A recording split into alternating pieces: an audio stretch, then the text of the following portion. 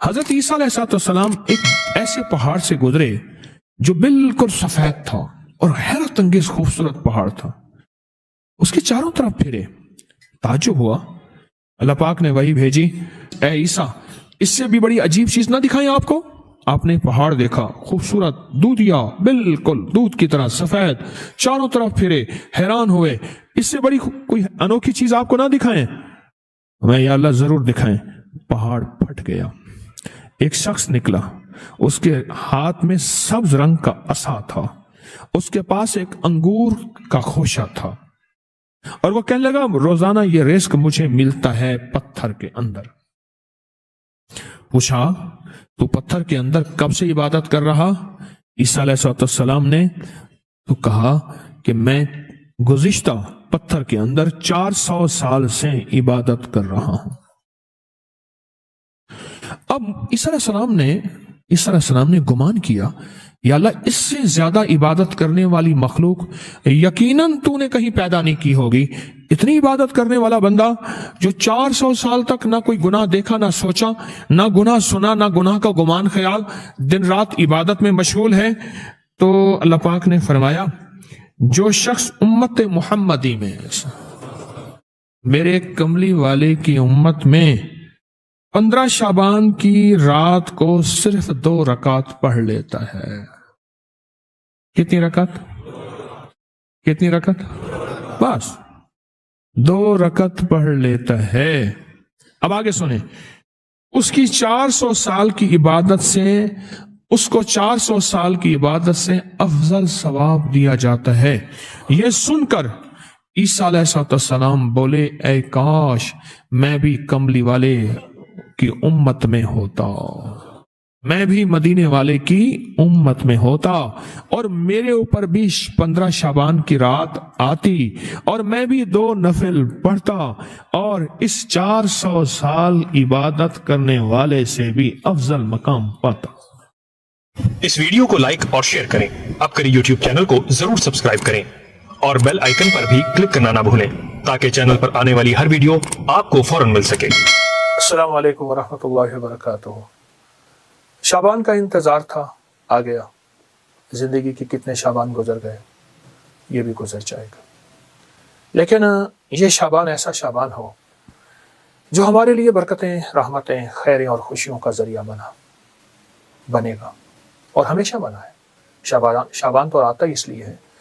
میرے آقا سرور کونین صلی اللہ تعالی علیہ وسلم نے رجب، شعبان اور رمضان کو خیر و برکت کا مہینہ فرمایا اور اس کا استقبال فرمایا. فرمایا میرے حضور رجب سے رمضان کا استقبال شروع کر دیتے تھے، رجب کے مہینے سے، اور رمضان تو شعبان تو پھر اور حیرت انگیز برکات ہیں. آئے میں آپ کو کچھ چیزیں عرض کرتا ہوں کہ ہم شعبان کے مہینے کی برکتوں میں کیسے اپنا حصہ ملائیں اور اس کی خیریں کیسے لوٹیں اور اس کی بہاریں کیسے اپنے قریب تر کریں. 3 چیزیں فیصلہ کر لیں. شعبان میں نفلی روزے اس لیے رکھے جاتے ہیں تاکہ رمضان میں روزے رکھنے کی استعداد پیدا ہو جائے. ایک تو آپ شعبان کے نفلی روزے رکھیں جو کہ احادیث میں آئے ہیں، روایات میں بھی آئے ہیں اور کتابوں میں بھی موجود ہے. لیکن جتنے بھی آپ نفلی روزے رکھ سکتے ہیں رکھیں. صرف صبح شام ایک کام ضرور کر لیجئے، اس کام سے آپ کو بہت فائدہ ہوگا. صبح جب سحری کے لیے آپ اٹھیں تو سحری کریں اور سحری کے ہر لقمے کے ساتھ یا واجدو پڑھیں. ہر لقمہ نور، سرور، راحت، رحمت، برکت، عطا اور شفا. یا واجدو، یا واجدو، یا واجدو. ایک ہے لقمے کے ساتھ یا واجدو، ایک ہے کہ لقمہ چباتے ہوئے جب تک کہ وہ لقمہ ختم نہ ہو یا واجدو پڑھتے جائیں. اس کی حیرت انگیز برکتیں، خیریں اور رحمتیں آپ محسوس کریں گے. اور یا واجدوں کے بارے میں یہاں تک آتا ہے کہ جو یہ روزے کے درمیان پڑھتا ہے، اور روزے کا کھانا سحری ہو یا افطاری، اور سحری کے وقت چونکہ اللہ کی محبت اور کرم بہت عروج پہ ہوتا ہے تو اس کی نسلوں میں برکتوں کے دروازے کھلتے ہیں اور اس کی نسلوں میں خیروں کے دروازے کھلتے ہیں اور اس کی نسلیں تونگری پاتی ہیں. دوسرا، جب افطار کا وقت ہو تو افطار کے وقت میں آپ صرف اور صرف 11 بار آیت الکرسی ضرور پڑھ لیجیے. ہم نے آج تک آیت الکرسی کو حفاظت کا عمل سمجھا ہے. میں اس کا انکار نہیں کرنا. اصل یہ اسم اعظم ہے. اور محدثین نے لکھا ہے کہ بعض فرماتے ہیں الحی القیوم اسم اعظم ہے, اللہ لا الہ الا هو الحی القیوم. اور بعض محدثین کے مشاہدات تجربات ہیں کہ آیت الکرسی کی آخری آیت وَهُوَ الْعَلِيُّ الْعَظِيمُ, العلیُّ العظیم ہو, یہ اسم اعظم ہے. صرف 11 بار آیت الکرسی پڑھ لیجیے, جو مراد ہو, جو مشکل ہو, جو ناکامی ہو.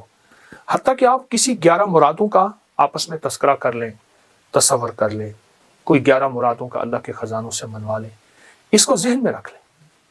حتیٰ کہ یہاں تک کہ 11 نسلوں تک اس کی برکتیں چلتی ہیں, کیونکہ افطار کا وقت ویسے بھی قبولیت کا وقت ہے, محبوبیت کا وقت ہے, مقبولیت کا وقت ہے, اور اس کی عطا اور شفقت کا وقت ہے. تو اس کی بہت برکتیں اور اس کی بہت خیریں چلتی ہیں. ایک تو یہ عمل آپ کی خدمت میں ہے.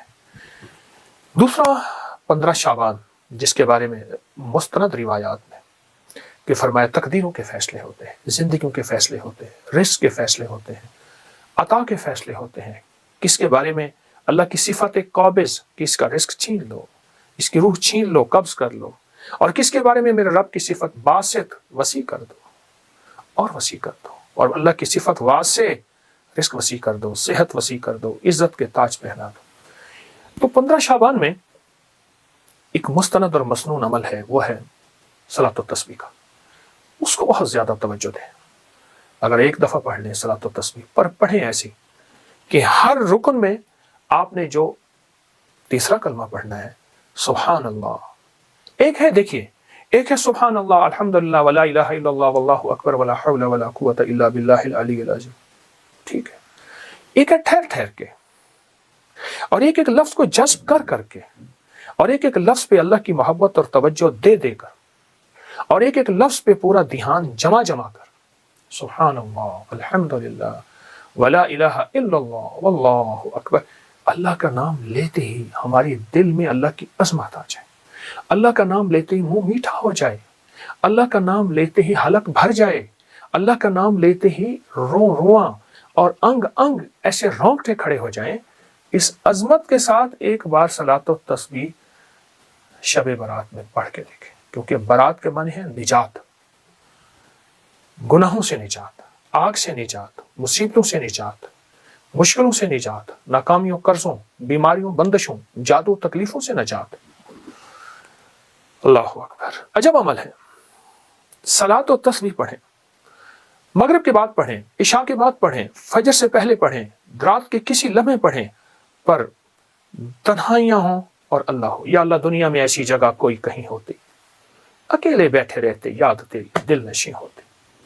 ایسا کوئی لمحہ اور ایسی کوئی ساتھ اور ایسی کوئی گھڑی اور ایسی کوئی کیفیت ہو, اور انشاءاللہ آپ جو حاجت مانگے, جو مشکل, جو پریشانی, جو الجھن اور جس ناکامی سے نجات مانگے, اللہ غیب سے عطا فرماتے ہیں. بہت طاقتور عمل ہے, بہت باکمال عمل ہے, اور بہت حیرت انگیز عمل ہے. امید ہے کہ آپ اس پہ توجہ کریں گے. اور پھر صرف یہ نہیں, پھر اس کے بعد دعا کو وقت دیں, دعا کو وقت دیں. میں لفظ دیکھیے, ہم ایک تو دعائیں پہلے مانگتے نہیں, پڑھتے ہیں. دعا پڑھنے کا عمل نہیں. میں دعا پڑھ رہا ہوں ربنا آتنا فی الدنیا حسنۃ وفی الآخرۃ حسنۃ, یہ پڑھ رہا ہوں.